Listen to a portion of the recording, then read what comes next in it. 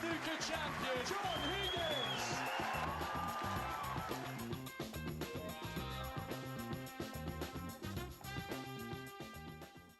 Welcome to today's instalment of Snooker Live. I'm joined once again by Dominic Dale, who's interrupting his practice ahead of his match against Mark Davis on Wednesday by having a go at a little bit of punditry. Those of you who follow snooker will know that he's a regular on Eurosport. So welcome, Dominic, and thanks for joining us again. Thank you, Rob. Nice to be here.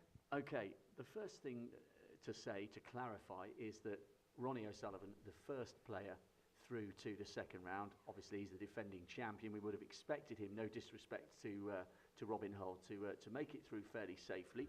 What are your overall impressions of the first player through to the last 16? I thought Ronnie played pretty solidly. I'm very impressed with Robin Hull. He looked very composed out there and in control of his emotions. And he played very well, but that's the amazing thing with Ronnie O'Sullivan. You can come away from a match thinking you played quite well, and you still got convincingly beaten. And that's how hard it is for anybody to beat Ronnie O'Sullivan these days. Well, you've only got to go back to the match that poor old Ricky Walton played against Ronnie at the Masters for an example of that, because Ricky came into the press room afterwards and said, well, I'm not really ashamed of that because I just didn't get near the table. I didn't have a chance. That's exactly true. He did a similar thing to me, I think, in the semi-finals of the 2008 Northern Ireland Trophy. He beat me 6-0 in 51 minutes or something, and he played the same type of snooker. It was ridiculous. Even I looked at Jan Verhaas, who was marking, and he just shrugged his shoulders, so what can you do? And he was right. Okay, so Ronnie is safely through to the second round. And our man, well, actually, he's head of all the media at World Snooker. He stayed up late and got a word or two with Ronnie after the match last night because Ronnie spoke to Ivan Hershevitz. Ronnie, good result for you, 10-4 against Robin Hull. How would you rate that performance? Yeah, just congratulate Robin on a good tournament. You know, he's had to come through 4 qualifying rounds, and considering that he hasn't been well for the last few years, it's a good performance for him. So for me, I'm pleased to have got through. Do you feel it's a question now of playing yourself into the tournament? Yeah, I mean, your first round, I showed glimpses of that the form's there. Second and third round is just normally you're just getting tighter and tighter. And if you can make it through to past the quarters and you get to the semis, then usually your game is as strong as it can be. So the key is to get through the first round and then just try and push on for the next 2 matches. And if you can get to the one table set up, then you kind of work well in the groove then. A few players say they feel more vulnerable in the first round than they do at any other time in the tournament, but I don't think you've lost a first round match for maybe about 11 years, so would you agree with that? No, not really. I mean, I kind of feel, I think everybody kind of feels the nerves in every round. The further you go into the tournament, the more, you feel like you're that much nearer to becoming, world champion. So, the pressure mounts as each match comes on, so that they get more and more difficult because the more deeper you go into the tournament, people are obviously playing their best snooker. So, for different reasons, it gets harder as you go on, but then obviously no one wants to lose in the first round. What have you been doing for the last couple of weeks to prepare for this? Well, I've been preparing for the last 3 weeks, but this week I took it easy because obviously, I'd done all the practice that I thought I could give, and I just wanted to relax a little bit, get my cue, get my tip done right, so that's fine. And now I'm just going to try and enjoy each match and each session that I play here. You're going to stay in Sheffield until your next match? I'll go home for a couple of days, see the kids, see the missus, and chill out, and then probably come up Wednesday. Just finally, you had Louis from One Direction here watching you for the first time tonight. How did that friendship come about?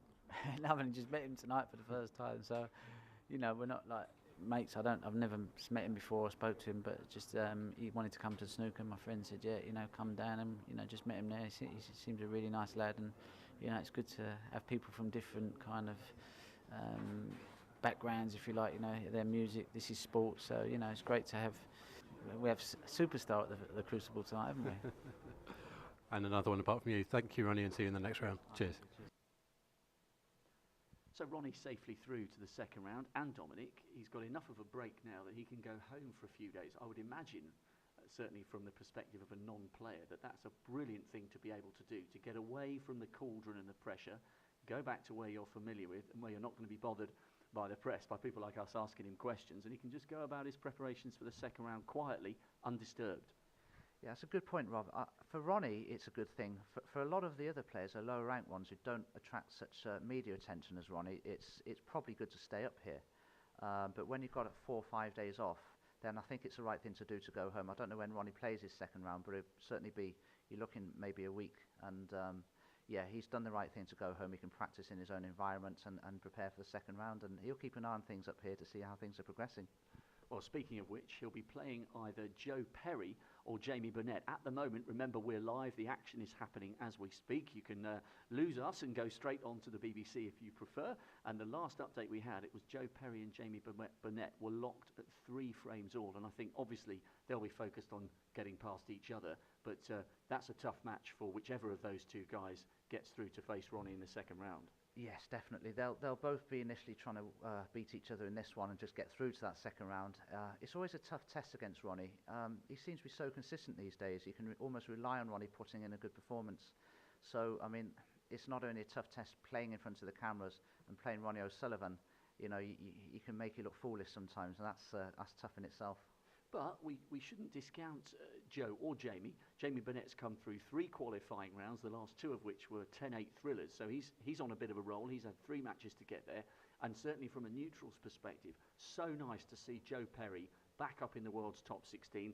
Seems like a long time ago that he had that epic semi-final against Ali Carter here in 2008 when they were locked at 15 all. He sort of slipped down the rankings, but he's now on his way back up and he's on an upward curve. Yeah, he's playing very well, Joe, at the moment. I like the way he hits the ball. He's very in control of things. He's got a lot of experience behind him, and he does certainly believe that he can beat any player that he plays, and that's why he's in the top 16, because, you know, when he plays a top 16 player in any event, he knows he can beat them, and he's beating a lot of them, and you have to do that to get in the top 16.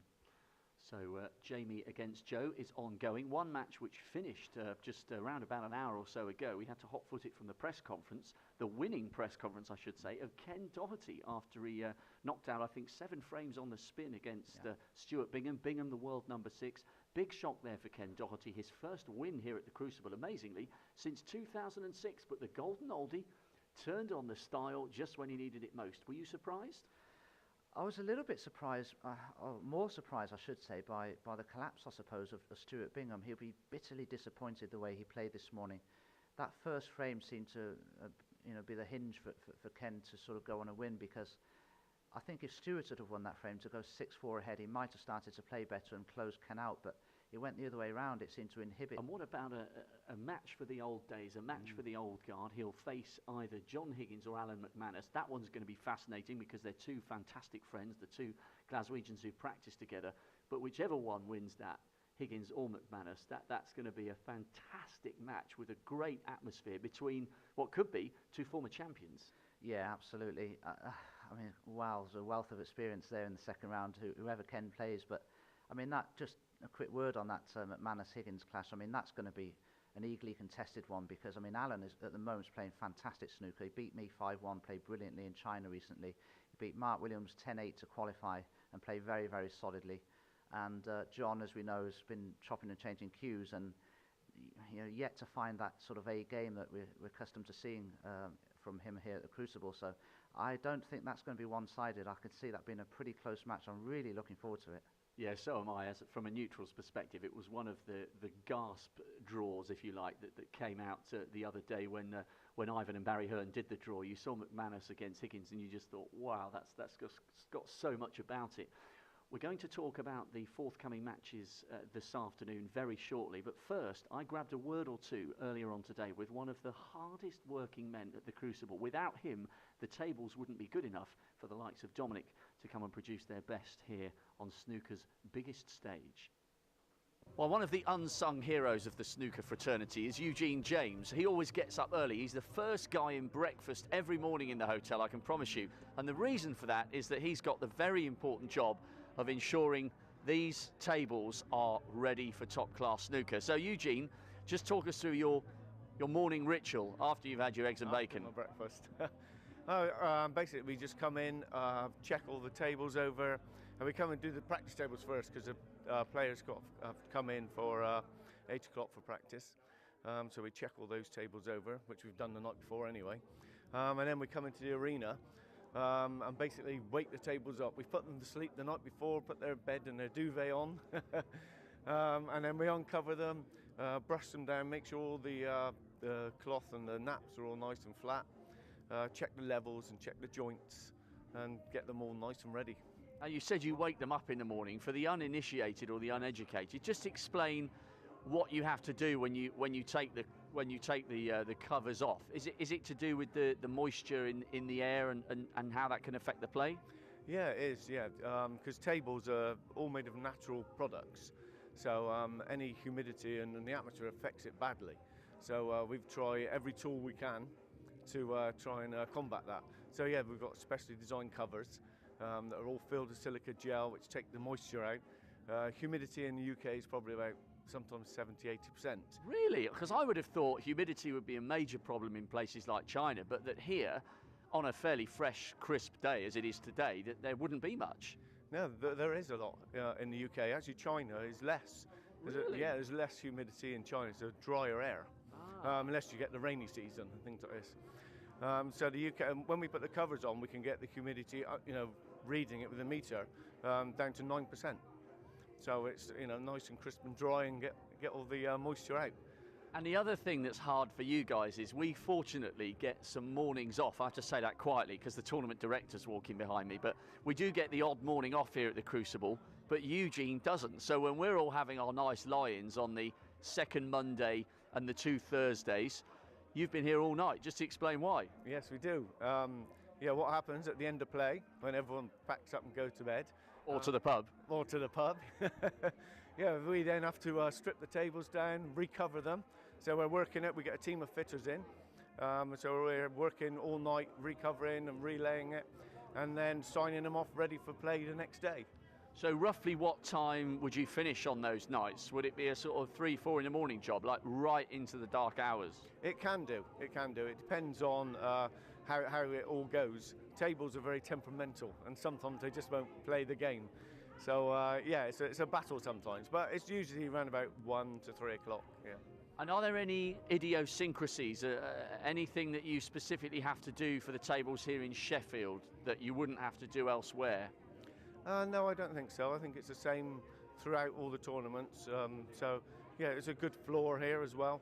No, it's the same as normal on all other events. Apart from the fact that it's the climax of the season. Well, Eugene, we'll definitely owe you a pint by the end, because we won't get a chance to buy you them on the nights when we go out with our mornings off, because you'll be hard at work. One of the hardest working guys on the snooker circuit. Eugene, we'll let you crack on and we'll buy you a beer on that Bank Holiday Monday. Okay, thank you. So it seems as though I owe Eugene James a pint, and it will be a delight to buy one for him on the Champions Dinner on the final Monday. One of a number of people who work so hard behind the scenes to ensure everything runs as smoothly as possible for the players. Now, Dominic, we've got a couple of really intriguing matches this afternoon. One to conclude, one to begin. Now, Junhui, what a season. The first guy in 23 years since Hendry in the 1991 season to win 5 ranking events in 1 year. I know there are a lot of ranking events now once again on the calendar, but that is some achievement, and it's been some season for the Chinese sensation. Yeah, absolutely. A phenomenal performance. He's got a great technique, a great attitude, and under pressure. I mean, Ding's been impressive in a few of the matches that he's won in these events when he's been behind. He's come out after intervals and played the most incredible standard of snooker and just won 4 or 5 frames in a row. He did it against me in China. I was 3-1 up on him. I beg your pardon, in the German Masters. I was 3-1 up on him after beating Higgins. I was 3-1 up on him at the interval. Came back and played 4 of the most incredible frames of snooker, tremendous standard of play, and went on to win the event. And the amazing thing is, when Hendry was doing it and Steve Davis were doing this sort of thing in the 80s, you kind of knew they were doing it, but if you ask the public, how many, the knowledgeable ones will know he's won 5 ranking events this season, which is an amazing feat, but you don't know he's done it. He just does things quietly. He's a very unassuming chap, and he just goes about his business in a very professional manner. Now, when he first burst onto the scene, people were very, very excited and complimentary about what lay in store. Then there were a couple of, by his own high standards, fallow seasons where things didn't quite click. What's made the difference this season? Why has he suddenly been able to win, 3 times in China? He's won in Germany, won the inaugural event in India. He's been absolutely superb at times this season. Why? I think when you just get on a good run, you start winning a few matches, you just have that one great win that impresses yourself, and it just gives you a spurt of confidence. And in Ding's case, he's a tournament winner. He's won ranking events. He's won another one, and he just gets the confidence from that and goes on and wins another one, and it just snowballs, really. That's all it is. He's just at the moment at the top of his game and full of confidence, and that's why he's going to be so hard to beat here, I'm sure.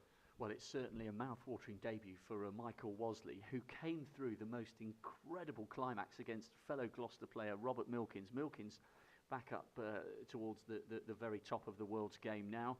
A re-spotted black on the final frame decider in the last round of the qualifiers. What a way to win through to your Crucible debut, and what a stage on which to perform against the season's outstanding player Ding Junhui. Yes, absolutely. I saw Robert's match on the live streaming, his qualifying round, and he put a great black to win that match 10-9, and to book his first ever appearance here at the Crucible. It's going to be a tough test against Ding. What surprised me was how much Michael Wasley has speeded up his game. And I think if he carries on and plays very quickly in the manner that he did in the qualifiers, straight up here at the Crucible, he may make a lot of sort of rudimentary errors and forced errors. He's going to have to be mentally really good to be on the top of his game. Ding is going to make it so hard for him. He's going to be playing some difficult safeties consistently. Well, if you take Ding out of the equation just for a moment, how difficult is it when you walk out and you hear that roar of the crowd for the very first time? A lot of it, Rob, depends on your personality, how you're born, what you like as a person. If you're an inhibited player, an introverted player, I should say, who plays an all-round sort of game, as a lot of the introverted people do, the atmosphere can get on top of you. But if you're a bit of a showman, an extrovert, and you play an attacking game and you just love the big occasion, it could bring the best out of you and make you, achieve a level that you might not know is in you, really. Well, the other match on this afternoon, Michael Wasley, of course, will be in action against Ding at 2:30, but Zhao Guodong halfway through his debut, and he's shown tremendous character to come right back into the match against Ali Carter. Ali, a great player, a great professional. That is by no means a certainty, that victory for him against the young Chinese debutant. Definitely. Not now, it's not, no. I mean, that was an amazing match. I watched that last night, that first session, and it all changed around when Ali potted a blue, went into the cluster of reds. Unfortunately for him, potted a red in the